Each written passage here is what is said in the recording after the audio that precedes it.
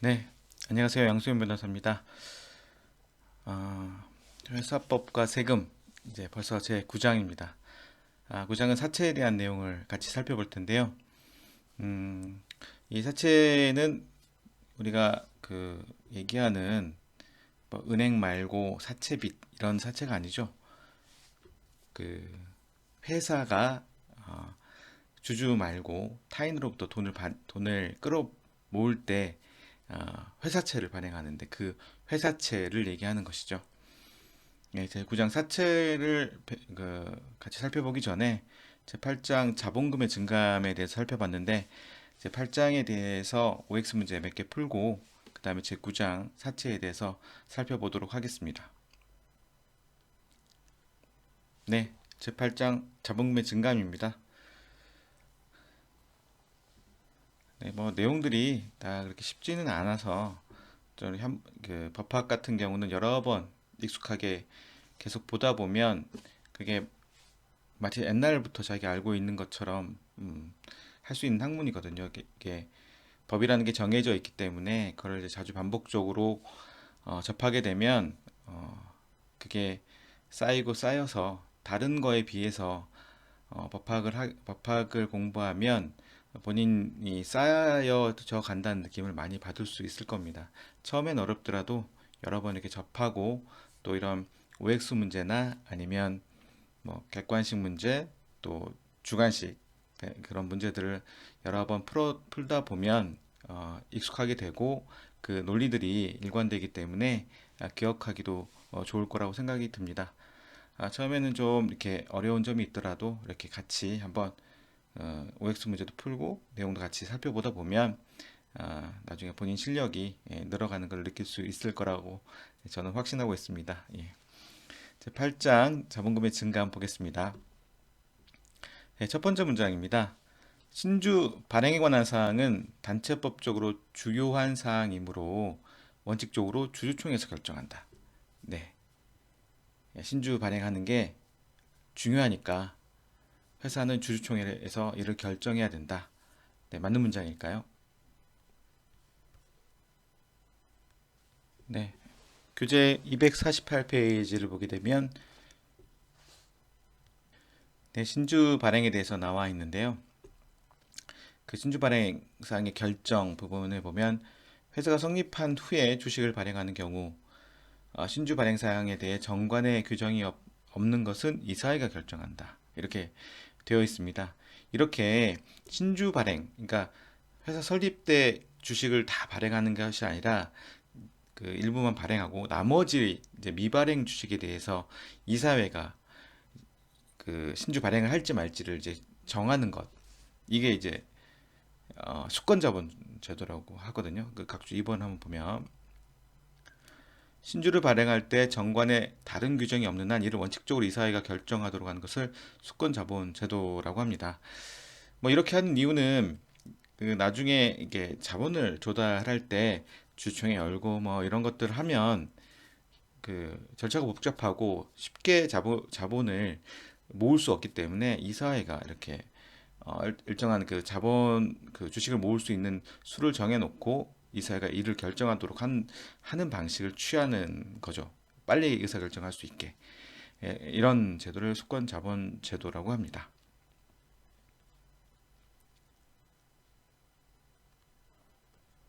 그래서 신주 발행에 관한 사항은 원칙적으로 주주총회에서 결정하는 것은 아니죠. 이사회에서 결정하는 것이죠. 다음 문장 보겠습니다. 회사의 경영상 목적을 달성하기 위하여 필요한 경우에는 정관의 규정이 없더라도 주주총회 보통 교류로 주주 외의자에게 신주를 발행할 수 있다. 네, 주주 외의자에게 주총 보통 교류로 신주 배정할 수 있느냐? 이런 문장인데요. 맞는 문장일까요? 잘못된 문장일까요? 네, 교재 250페이지를 보면 이제 신주 인수권에 대한 설명이 나오는데요. 신주 인수권이라는 것은 그 해당 회사가 성립 후에 그 회사가 신주를 발행하는 하는데 다른 사람에 우선하여 그 신주를 인수할 수 있는 권리를 의미하는데 이 권리는 이제 기존 주주가 갖고 있고 또 기존 주주 외에 제3자에게도 배정할 수 있습니다. 그래서 주주의 신주 인수권과 제3자의 신주 인수권을 나눌 수 있는데요. 네, 제3자의 신주 인수권을 보면 제3자의 신주 인수권이란 기존 주주 외의자가 신주를 우선적으로 인수할 수 있는 권리를 말하는 것이죠. 제3자에게 신주 인수권을 부여하는 것은 신기술의 도입이나 재무구조의 개선 등 이제 회사의 경영상 목적을 달성하기 위해 필요한 경우에 한해서 되는 것이고, 이에 대해서는 정관에서 정하고 있어야 하는 것입니다. 따라서 주주 외의자에게 신주를 배정하는 경우에 정관의 규정이 없더라도는 아니죠. 정관의 규정이 있어야 되는 거죠. 정관의 규정이 있어야 주주 외의자에게 신주를 배정할 수 있는 것입니다. 네. 다음은 이제 판례 내용인데요. 판례는 신주 발행 시 그 발행가액을 시가보다 낮게 발행하였다면 이제 할인 발행하는 거죠. 그것만으로 임무를 해태하여 타인의 사물 처리를 한 것이기 때문에 회사에 손을 입은 것이므로 배임죄가 성립한다고 판시하고 있다. 네, 맞는 문장일까요? 네, 교재 249페이지를 보면 신주 발행할 때 이제 발행가액 부분에 대한 설명이 나옵니다. 신주 발행가액은 액면 금액대로 발행하는 방법, 액면 발행이라고 하고, 또 액면 금액 이상으로 발행하는 방법, 할증 발행이라고 하고, 또 그 이하로 발행하는 방법, 할인 발행이라고 합니다. 이런 방법이 있는데, 판례는 신주 발행 시 그 발행가액을 시가보다 낮게 발행하였다고 하여 그것만으로는 배임죄가 성립되는 것은 아니다, 이렇게 하고 있는데, 그 이유를 보면 한번 간단히 살펴보면, 회사가 주주 배정 방법, 주주가 가진 주식수에 따라 신주를 발행하는 경우에는 발행가액들을 반드시 시가에 의하여야 하는 것은 아니고 시가할 필요가 없다는 거죠. 회사의 임원인 이사로서는 주주 전체 이익과 또 회사의 자금 조달의 필요성, 급박성, 자금 조달이 엄청 급박한데 그거를 시가나 시가 이상으로 발행하면 자본 조달이 안 되겠죠. 그래서 이런 것들을 감안해서 경영 판단에 따라 자유로이 그 발행 조건을 정할 수 있다고 보아야 할 것이므로 시가보다 낮게 발행하는 거, 할인 발행이더라도, 그래서 주주로부터 가능한 최대한 자금을 유치하지 못하였다고 하더라도 BMJ 구성 요건인 임무위배가 아니라는 것입니다.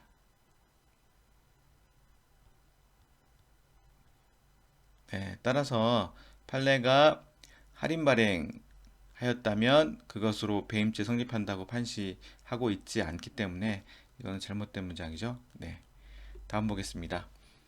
신주인수권이란 해당 회사의 성립 후 그 회사가 신주를 발행하는 경우 다른 자에 우선하여 그 신주의 인수를 청구할 수 있는 권리를 의미하는 것으로 기존 주주뿐만 아니라 제3자에게도 신주를 배정할 수 있는데, 주주의 신주인수권과 제3자의 신주인수권은 회사와 계약에 따라 발생하는 권리이다. 네, 맞는 문장일까요? 네, 신주인수권이라는 것은 이거는 페이지 이제 교재 250페이지인데요. 신주인수권이라고 하는 것은 이제 회사가 성립 후 그 회사가 신주 발행할 때 다른 자에 우선하여 그 신주를 인수를 청구할 수 있는 권리인데, 이는 이제 주주권의 하나인 것이죠. 주주로서 권리 중에 하나입니다. 신주 인수권이라는 것은. 그래서 주주 평등의 원칙에 따라 회사가 신주를 발행할 때 기존 주주의 주식 보유수에 비례해서 신주를 배정받을 수 있습니다. 주주의 신주 인수권은 그렇다는 거죠. 근데 이제 기존 주주 외에 제3자에게도 배정할 수 있는데, 그거는 이제 정관에 정해서 어떤 목적이 있는 거죠. 목적에 따라 이제 필요한 경우에 이제 제3자에게도 배정하고, 그거는 이제 그 제3자와 이제 계약을 통해서 이제 배정할 수 있는 건데요. 이와 달리 이제 주주의 신주 인수권이라는 것은 아까처럼 주주권의 하나이기 때문에 계약이 아닌 법률에서 당연히 발생하는 권리이죠. 따라서 기존 그러니까 주주의 신주 인수권은 회사와 계약에 따라 발생하는 권리가 아니기 때문에 이 문장은 잘못된 문장입니다. 네, 다음 보겠습니다. 주주의 신주 여기 인수권인데요. 주주의 신주 인수권은 추상적 신주 인수권과 구체적 신주 인수권으로 나눌 수 있는데 주주는 구체적 신주 인수권뿐만 아니라 추상적 신주 인수권을 주식과 분리하여 양도나 처분할 수 있다. 예, 맞는 문장일까요?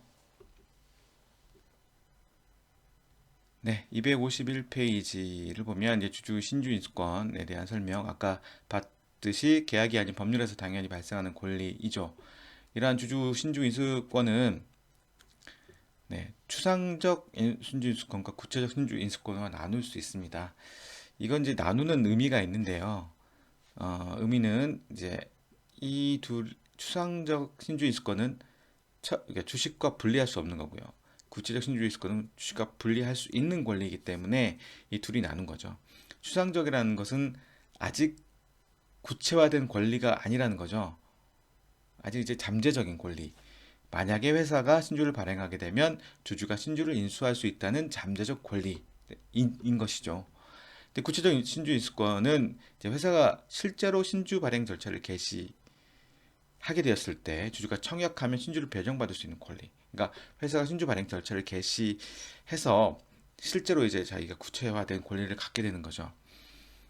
그래서 이 둘을 구별한 이유는 추상적 신주 인수권은 주주권의 일부라서 주식과 분리하여 양도나 처분하지 못한다. 그러니까 주주가 이런 신주 발행 절차가 개시되지도 않았음에도 불구하고 내가 신주 발행할 수 있는 신주 인수권을 너한테 넘길게 이렇게 해서 주식과 분리해서 그 권리만을 넘길 수는 없다는 거죠. 근데 구체적 신주 인수권 자체는 이제 주주권과는 별개의 채권이기 때문에 주식하고 분리해서 그것만 양도 처분이 가능하죠. 그래서 그 사람은 그걸 인수한 자는 신주를 배정받을 수 있는 것이죠. 네, 그래서 따라서 주주의 신주 인수권은 추상적, 구체적으로 나눌 수 있는데 추상적 인수권은 주식과 분리하여 양도 처분할 수 없기 때문에 이 문장은 잘못된 문장이죠. 네, 다음 보겠습니다. 네, 이사와 공모하여 현저하게 불공정한 가액으로 주식을 인수한 자는 회사 채권자에 대하여 공정한 발행가액과의 차액에 상당한 금액을 지급할 의무가 있다. 이는 실질적으로 추가 출자에 해당하므로 주주 전원의 동의로 면제할 수 있다. 네. 그러니까 이사와 공모하여 현저하게 불공정한 가액으로 주식을 인수한 자에 대한 책임 문제인데요. 이 문장은 맞는 문장일까요? 네, 그 교재 257페이지를 보면 불공정한 가액으로 주식을 인수한 자, 통모인수인이라고 이렇게 이러한 자를 통모인수인이라고 얘기를 하는데요. 이러한 자의 책임에 대해서 나와 있습니다. 이사와 통모, 그러니까 통해서 모의한다는 거죠. 서로 짰다는 거죠. 통모하여 현저하게 불공정한 가액으로 주식을 인수한 자는 회사에 대하여 공정한 발행가액과의 차액에 상당하는 금액을 지급할 의무가 있다. 네, 불법 행위에 기한 손해배상 청구권의 일종이다. 이는 실질적으로 추가 출자에 해당하므로 주주 전원의 동의로도 면제할 수 없다. 네, 이 문장은 좀 주의 깊게 좀 봐야 되는데요.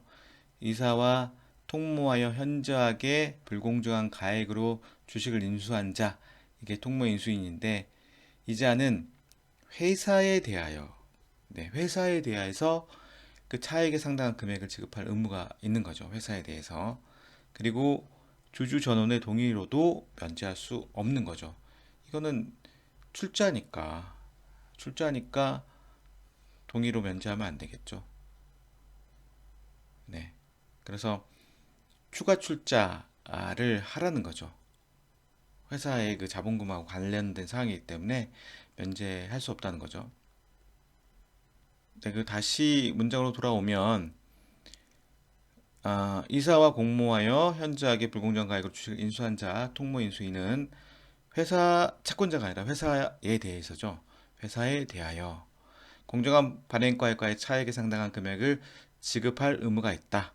이는 실질 추가 출자에 해당하므로 주주전의 동의로 면제할 수 없다죠. 그러니까 회사에 대하여고 회사 채권자에 대해가 아니라 또 면제할 수 있다가 아니라 면제할 수 없다.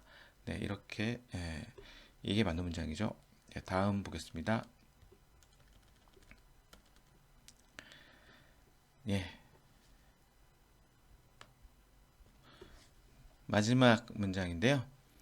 자본금의 감소에 관한 주주총회의 결의에 하자가 있거나 채권자 보호 절차를 이행하지 않은 경우 등이 자본금 감소 절차에 중대한 하자가 있는 경우로 감자 무효, 네, 이것도 잘못, 네, 무효의소를 제기할 수 있습니다.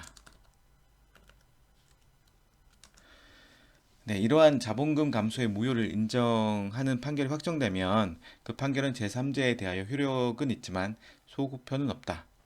네, 다시 한번 보면 자본금 감소에 관한 주주총회의 결의에 하자가 있거나 채권자 보호 절차를 이행하지 않은 경우 등이 자본금 감소 절차에 중대한 하자가 있는 경우죠. 그래서 감자 무효의 소를 제기할 수 있는데 이러한 자본금 감자 무효의 소를 인정하는 판결이 확정되면 그 판결은 제3자에 대해 효력이 있지만 소급효는 없다. 예, 맞는 문장일까요?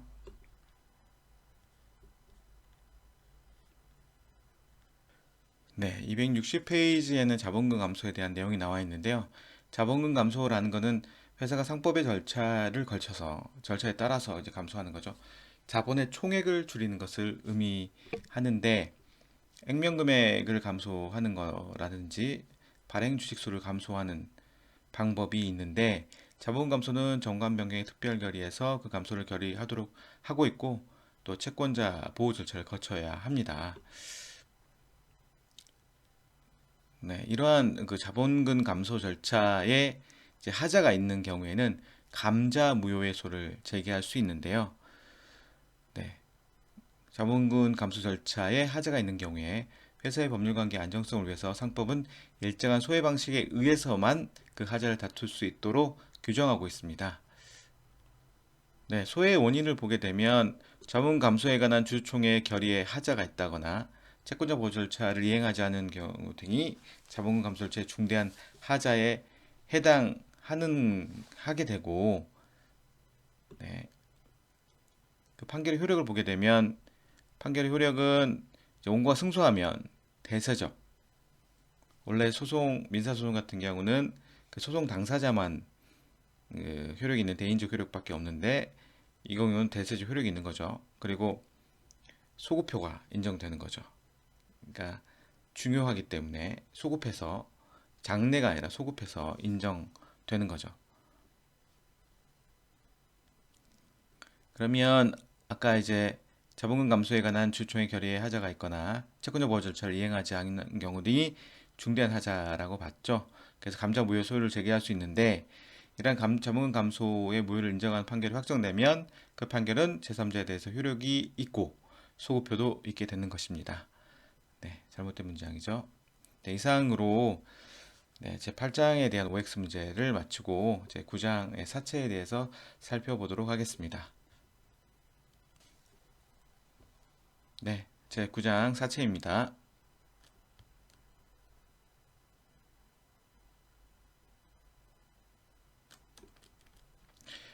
네, 아까 잠깐 말씀드렸는데 사체의 의의를 보면 사체란 이제 주식회사가 일반인들로부터 자금을 조달하려고 발행하는 유가증권인 채권으로 이를 회사채라고도 합니다. 이제 주식을 발행해서 회사 자금을 받는 방법도 있는데 이와 같이 이제 사채를 발행해서 회사 운영 자금을 조달하는 방법이 있는 거죠. 그래서 주식과 이제 공통점은 회사 운영 자금을 조달하는 데 있습니다. 회사가 이제 자금이 필요할 때 사채를 발행하는 거죠. 그러나 이제 사채는 그 사채권자 같은 경우는 이제 이자를 받고 주주는 배당을 받는 거죠. 또 사채는 금전만 납입이 가능한데 앞서 살펴봤듯이 주식은 금전뿐만 아니라 현물 투자도 허용이 되는 거죠. 주주는 주주총회를 통해서 회사 운영에 참여할 수 있는데 사채는 원칙적으로 불가능한 거죠. 그래서 회사가 그 간섭을 받지 않고 자금을 끌어모으려고 할 때 사채를 발행하는 거죠. 회사 입장에서 보면 주식 발행의 경우에 배당을 하지 않을 수도 있지만 주식은 배당하지 않고 이제 유보로 회사에 쌓여둘 수도 있는 거죠. 근데 사채는 그 일종의 채권이기 때문에 회사는 채무자인 거죠. 그래서 정해진 날짜에 이자를 줘야 하는 부담이 있습니다. 이제 반면 주주 입장에서 한번 다시 살펴보면 주식이 발행되면 자기의 지분이 줄어들죠. 다른 그 자본금은 동일한데 다른 그 주주들이 생기면 그 지분이 줄어드는데 어, 지분이 줄어드는데 사채 발행 경우에는 그럴 위험이 없는 거죠. 주식과 사채는 이제 이런 차이점이 있지만 둘 다 이제 그 회사 자금을 조달하는 공통점이 있죠. 근데 이제 상법이 점점 이제 주식의 사채와 사채의 주식화 현상이라고 하는데 둘이 가까워지는 거죠.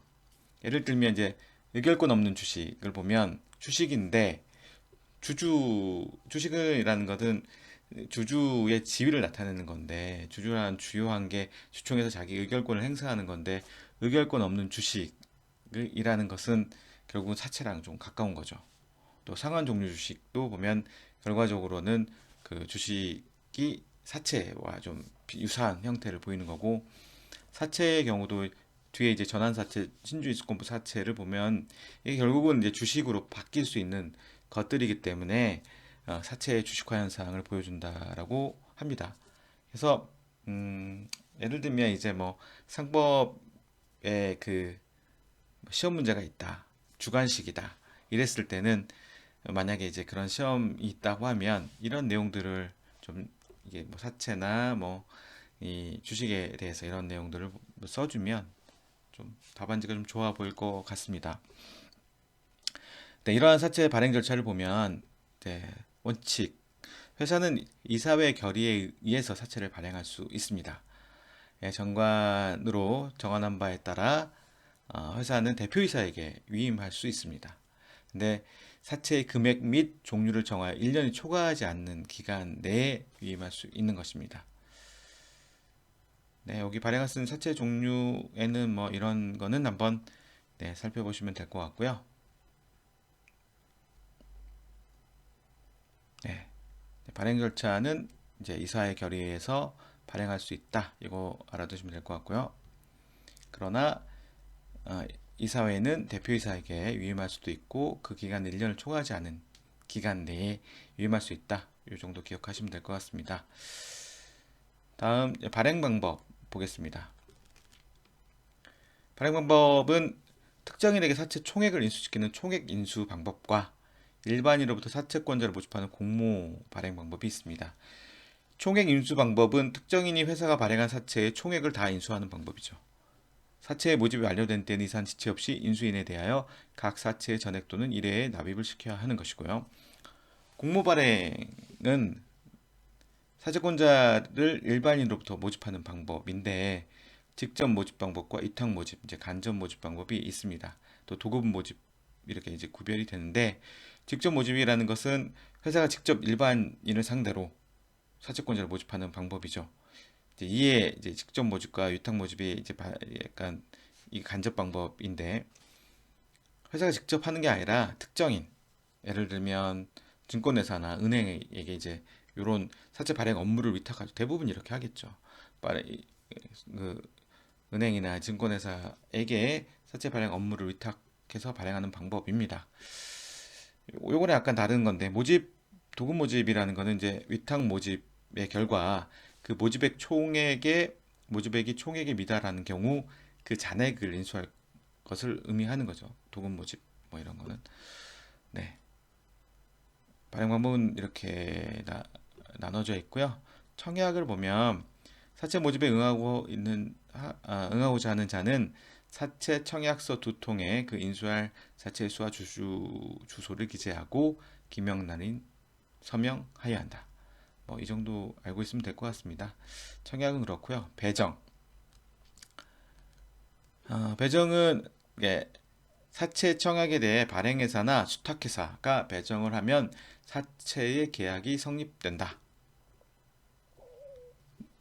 네. 뭐 발행회사, 수탁회사, 회사가 이제 발행한 발행회사, 수탁회사는 아까 간접 모집 방식에서 은행이나 뭐 증권사가 이제 배정을 하면 그 사채 계약이 성립되는 거죠. 이 수탁회사는 이제 회사로부터 위임을 받아서 이런 일을 하는 거죠. 그래서 수임자에 불과한 거예요. 그래서 수탁회사가 자기 명의로 이제 배정했다 해도 그 사채 계약 관계는 발행회사, 그 주식회사랑 사채권자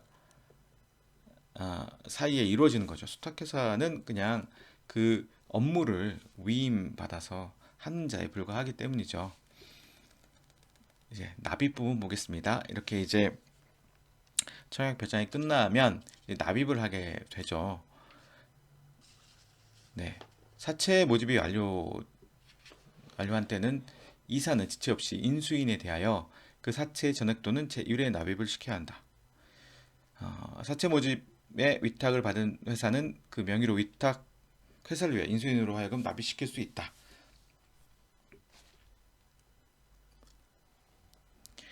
네. 여기서 이제 주식을 발행했을 때 주식의 납입액과 또 다른 점이 있죠. 주식은 이 일회 납입, 분할해서 납입시키는 경우가 없습니다. 전액을 납입하게 되어 있는데 사채는 결국은 이게 채권 채무자의 관계이기 때문에 분할 납입도 가능한 거죠. 그래서 제 1회 납입을 시킬 수도 분할해서 시킬 수 있는 거죠. 주식은 자본금을 구성하는 거기 주식의 그 인수 그러니까 납입은 자본금을 그 구성하는 것이기 때문에 전액 납입을 해야 되는데 사채는 1회의 납입도 인정을 하고 있는 거죠. 분할 납입도. 네. 납입에 대해서 이제 바꾸니 납입까지 다 이제 끝났어요. 그다음 이제 유통 문제를 한번 보겠습니다. 사채 증서에 대해서 보겠습니다. 예. 이제 증서가 있겠죠. 이게 그런 채권을 나타내는 뭐 표창한다는 뭐 유가증권이 있는 건데 사채 증서는 이제 유가증권의 일종이고 기명식, 무기명식이 있죠. 근데 이제 이런 사채를 갖고자 하는 자들의 수요는 자기 이름이 이제 기명으로 돼 있어서 이름이 드러나는 것보다는 무기명식이 더 많겠죠. 여러 필요에 따라서. 뭐 그게 악용될 수도 있는 것이고 뭐 그런 건데 무기명식이 더 많이 이용되고 회사 입장에서는 그런 수요에 맞춰서 무기명식으로 많이 이제 발행을 하겠죠. 사채증서는 요식의 유가증권이니까 법정 기재사항 기재하고 대표이사가 기명 날인 서명하여야 하는 것이죠.